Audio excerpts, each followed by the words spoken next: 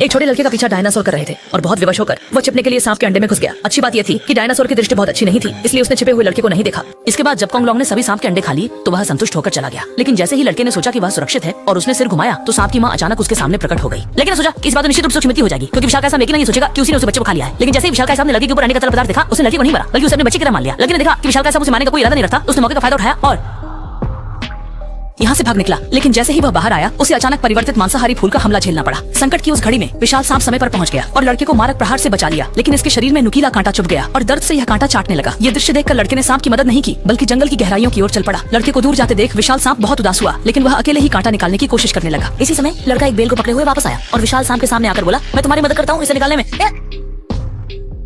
ऐसा लगा मानो विशाल नाग लड़के की बात समझ गया है। उसने अपनी घायल जगह को लड़के के सामने झुका दिया। लड़के ने यह देखकर कांटे पर बेल बांध दी। उसके बाद विशाल नाग ने थोड़ा जोर से शरीर को हिलाया और वह कांटा सफलतापूर्वक बाहर निकल गया। और इस समय लड़के ने अपनी रक्षा कर रही विशाल सांप को देखा तो उसे लगा कि चाहे कुछ भी हो अपनी माँ हमेशा उसकी रक्षा करेगी। इसलिए उसने सांप से पूछा कि क्या वह उसे उसकी माँ के पास पहुंचा सकता है। हालांकि विशाल सांप नहीं चाहता था कि लड़का उसे छोड़ दे, लेकिन उसने आकाश की ओर एक चीख मारी और लड़के को उसकी माँ के पास पहुंचा दिया और उनका पीछा कर रहे डायनासोर के साथ लड़ाई में उलझ गया ताकि वे सुरक्षित वहाँ से भाग सकें।